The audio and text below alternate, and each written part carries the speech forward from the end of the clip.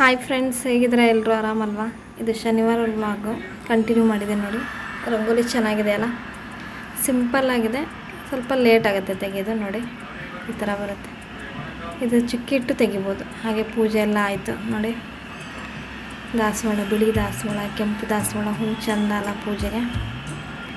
ಪೂಜೆ ಎಲ್ಲ ಮುಗಿದ್ಮೇಲೆ ಪಾಲಕ್ ಪಲಾವ್ ಮಾಡಿದ್ದೆ ಬಾಕ್ಸಿಗೆ ನಮ್ಮ ಮನೆಯವರಿಗೆ. ನೋಡಿ, ಬಿಸಿ ಬಿಸಿ ಪಾಲಕ್ ಪಲಾವ್. ಇದ್ರ ರೆಸಿಪಿನೂ ಒಂದಿನ ಹಾಕ್ತೀನಿ ಯಾವ ಥರ ಮಾಡೋದು ಅಂತ. ಪಾಲಕ್ ಫುಲ್ಲು ಒಂದು ಕಟ್ಟು ಹಾಕಿದರೆ ತುಂಬ ಚೆನ್ನಾಗಿ ಬರುತ್ತೆ ಇದು ಪಾಲಕ್ ಪಲಾವು. ರೆಸಿಪಿ ಏನಂತ ನನ್ನ ಇದು ಮಾಡ್ತೀನಿ ಅದನ್ನು ಒಂದಿನ. ಎಲ್ಲ ಬಾಕ್ಸ್ ಎಲ್ಲ ರೆಡಿ ಆಯಿತು ನಮ್ಮ ಮನೆಯವ್ರಿಗೆ. ಮಗಳಿಗೆ ಹಾಲಿಡೇ ಇರೋದ್ರಿಂದ ಮನೇಲಿ ಇದ್ದಾಳೆ ಅವಳು ಒಂದು ಮೊನ್ನೆ ಪೆನ್ ಸ್ಟ್ಯಾಂಡ್ ಮಾಡಿದ್ಲು, ಅದರ ಅರ್ಧ ಆಗಿತ್ತು. ಅದು ನೋಡಿ ಕಂಟಿನ್ಯೂ ಮಾಡ್ತಾ ಇದ್ದಾಳೆ. ಈಗ ಅದೆಲ್ಲ ರೆಡಿ ಮಾಡಿಟ್ಟಿದ್ರೆ ಅದಕ್ಕೆಲ್ಲ ಫೆವಿಕಾಲೆಲ್ಲ ಹಾಕಿ ಅಂಟಿಸಿ ನೋಡಿ ಈ ಥರ ಜೋಡಿ ಕಂಟಿನ್ಯೂ ಮಾಡಬೇಕು. ಇದಕ್ಕೆ ಪೇಂಟ್ ಮಾಡ್ತಾಯಿದ್ದಾಳೆ. ಇದು ಆಲ್ಮೋಸ್ಟ್ ಡ್ರಾಯಿಂಗ್ ಮಾಡಿದಾಗ ಎಲ್ಲ ಇದ್ದೇ ಇರುತ್ತೆ ಇವೆಲ್ಲ ಪೇಪರ್ಸ್ ಎಲ್ಲ. ಮನೆಯಲ್ಲೇ ಇರೋ ಸುಮಾರಷ್ಟು ಪೇಪರ್ಸು, ಏನಾದರೂ ಕಾರ್ಡ್ಬೋರ್ಡ್ಸ್ ಇದ್ದರೆ ಅದರಲ್ಲೇ ಮಾಡ್ಬೋದು ಸಿಂಪಲ್ಲಾಗಿ. ನೋಡಿ ಇದರಲ್ಲಿ ಹೂ ಮಾಡ್ತಾಳೆ ಈ ಥರ ಚಿಕ್ಕ ಚಿಕ್ಕದಾಗಿ. ಅದೊಂಥರ ಡಿಸೈನಾಗಿ ಚೆನ್ನಾಗಿ ಬರುತ್ತೆ ನೋಡಿ. ಮಕ್ಕಳಿಗೆ ಈ ಥರ ಎಲ್ಲ ಕಲಿಯೋದ್ರಿಂದ ಅವ್ರಿಗೂ ಏನೋ ಒಂದು ಮೈಂಡ್ ಫ್ರೆಶ್ ಆಗುತ್ತೆ. ಮನೇಲಿದ್ದಾಗೆಲ್ಲ ಎಲ್ಲದರಲ್ಲೂ ಇರಬೇಕು ಮಕ್ಕಳು. ಏನಿಲ್ಲ ನೋಡಿ ಕಲಿಬೋದು. ಏನೋ ಇದೆ ಮಾಡಬೇಕು ಮುಟ್ಬೇಕಂತೇನಿಲ್ಲ. ನೋಡಿ ಸಿಂಪಲ್ಲಾಗಿದೆ. ಅದಕ್ಕೆ ಫೆವಿಕಾಲ್ ಹಾಕಿ ಅಟ್ಯಾಚ್ ಮಾಡ್ತಾಳೆ ನೋಡಿ. ನೋಡಿ ಈ ಥರ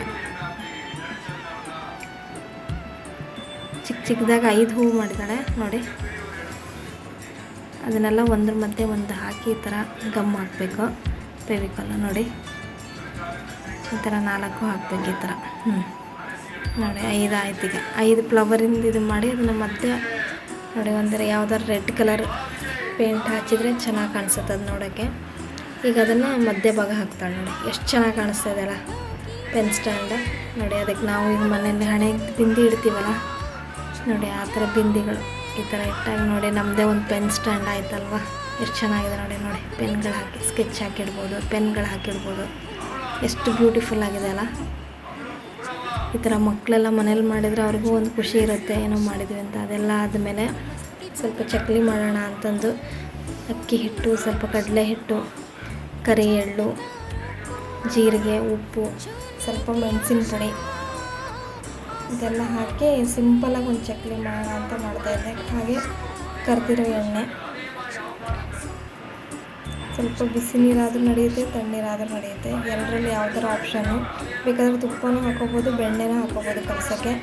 ನೋಡಿ ಈ ಥರ ಬಿಸಿ ಇತ್ತು ನೀರು, ನಾನು ಬಿಸಿನೀರೇ ಹಾಕ್ಕೊಂಡಿದ್ದೀನಿ. ಇದೆಲ್ಲ ಆದಮೇಲೆ ಚಕ್ಕಲಿ ಒಳ್ಳಿಗೆ ಹಾಕಿ ಸಿಂಪಲ್ಲಾಗಿ ಆವಾಗಲೇ ಮಾಡ್ಕೊಂಡು ತಿನ್ನೋಣ ಅಂತ ಸ್ನ್ಯಾಕ್ಸಿಗೆ ಅಂತ ಸ್ವಲ್ಪ ಮಾಡಿದ್ದೆ ನೋಡಿ. ಸ್ವಲ್ಪ ಅಷ್ಟೇ ಮಾಡಿರೋದು. ಅದಕ್ಕೆ ಇದು ಕಂಟಿನ್ಯೂ ಮಾಡ್ತೀನಿ ನಾಳೆ ಇದೇನಾಯಿತು ಅಂತ. Thank you for watching.